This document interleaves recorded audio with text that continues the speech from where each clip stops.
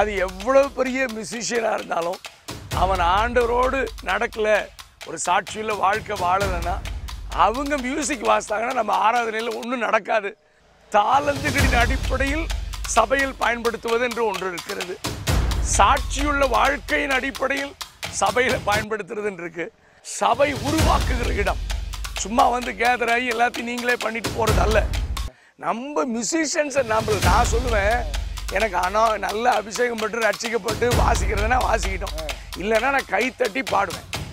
Music வாசித்தா தான் ஆவியானவர் வருவார்லாம் கிடையாது.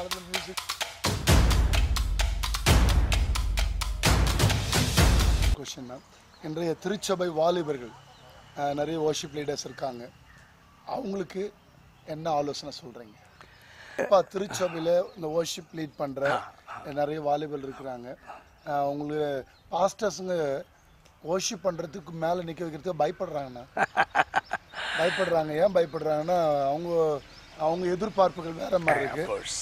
இதனால் பாஸ்டர்ஸ்க்கும் இருக்கிற யூத் லீடர்ஸ் அண்ட் வர்ஷிப் லீடர்ஸ்குள்ளே ஒரு பெரிய பிளவு இருக்குது.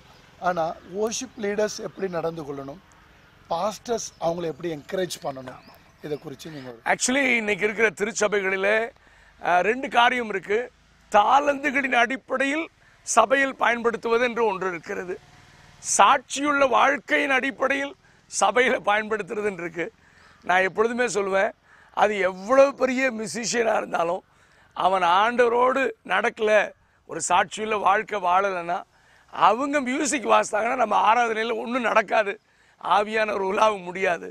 ஸோ ஈவன் மியூசிஷியன் கூட ஆண்டவருக்கு தன் வாழ்க்கையை ஒப்பு கொடுத்தவராக சாட்சியுள்ள வாழ்க்கை வாழுகிறவராக இருந்தால்தான் அவங்க மியூசிக் போடும்போதே we can produce anointed music. ஏன்னா தாவீது வாசிக்கும் போது தான் சவுலுக்குள்ளே இருந்த அசுத்தாவி விலகுச்சுன்னு பார்க்குறோம். ஸோ நம்ம சர்ச்சில் மியூசிஷியனாக இருந்தாலும், நீங்கள் ஆராதனை நடத்துகிறவர்களாக இருந்தாலும், உங்களுக்கும் தேவனுக்கும் சரியான உறவை காத்துக்கொள்ளுங்கள். மற்றவர்களுக்கு உண்பதாக சாட்சியை காத்துக்கொள்ளுங்கள். ஏன்னா தீமோத்தேயுக்கு பவுல் எழுதும்போது சொல்கிறாரு, நீ தேறுகிறது யாவருக்கும் விளங்க வேண்டும், நீ குற்றம் சாட்டப்படாதவனாக இருக்கணும், மற்றவங்களுக்கு முன்னால் சாட்சியாக வாழணும் என்கிற ஒரு காரியம்.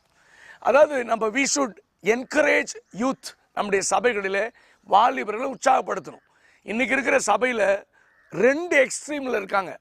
ஈவன் பாஸ்டர்ஸ், ஒரு சில பாஸ்டர்ஸு ஒருத்தனையும் என்கரேஜ் பண்ண மாட்டார், அவர் தான் A to Z.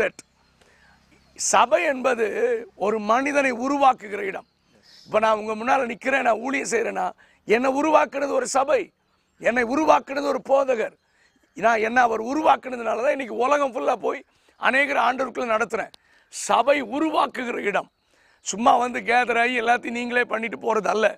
ஸோ வாலிபர்களை ஆண்டவருக்குள் நடத்தி அவர்களுக்குள் இருக்கிற கிருபைகளை நீங்கள் பார்த்து அவர்களை சபையிலே பயன்படுத்த வேண்டும். அவன் தப்பு பண்ணுவான் அப்படின்னா நீங்கள் அன்போடு சரி செய்து, நம்மெல்லாம் தப்பு பண்ணாமல் மேலே இருந்து நேரம் வந்தவங்க இல்லை, தப்பு பண்ணுறவங்களை சரி செய்து உற்சாகப்படுத்தி அவங்களை இன்னும் ஆண்டவரோடு நடக்க வைத்து நீங்கள் அவர்களை பயன்படுத்துங்கள். வர்ஷிப் லீடர்ஸும் கவனிங்க, நீங்கள் நல்லா ஜெபம் பண்ணுங்க. நான் நல்லா பாட முடியும், நல்ல மியூசிக் ப்ளே பண்ணுறேன், நான் பாடிடுவேன் அப்படின்னு இல்லாமல், ஆமென், தேவனுக்கு பிரியமாக நீங்கள் வாழ்ந்து, நான் எப்பொழுதுமே சொல்ல, நான் பாடும்போதே everyone should feel the presence of God. அப்படின்னா என்ன? we should be carry the God's presence.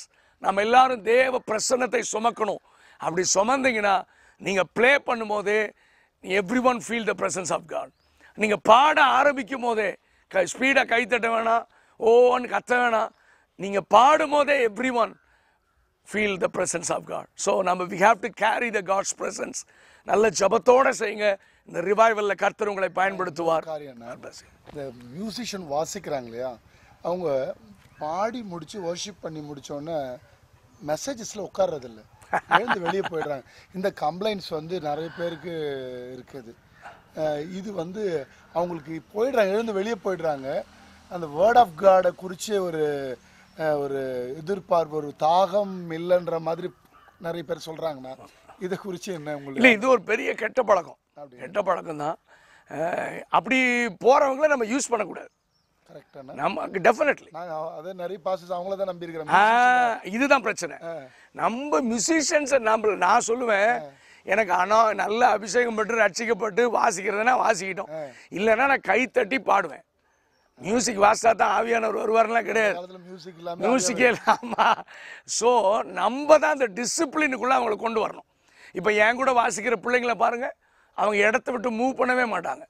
அவங்க கடைசி வரைக்கும் அவங்க இருந்து வார்த்தையை கேட்பாங்க. அதனால் அவங்களுக்குள்ள பெரிய மாற்றம் வர்றதை பார்க்குறேன். என் கூட சும்மா சாதாரணமாக வந்த தம்பி மாதிரிலாம் இன்றைக்கி ஊழியர்லாம் மாறிட்டு இருக்காங்க. அது காரணம் முழு ஆராதனையிலிருந்து ஆராதித்து தேவனுடைய வார்த்தையை கேட்டு. ஸோ நம்ம சும்மா மியூசிக் அப்படி மியூசிக் வாசிக்கிறவங்க நமக்கு தேவையில்லை. ஆனால் அவங்கள நிச்சயமாக நம்ம உருவாக்க முடியும். அவங்கள நம்ம தான் டிசிப்ளினுக்குள்ளே கொண்டு வரணும். தயவுசெய்து மியூசிஷியன்ஸ் அப்படி போகிறவங்கள பார்த்தா எனக்கும் கோபமாக வரும். ஏன்னா அவங்க வாசித்து என்ன நடக்க போகுது.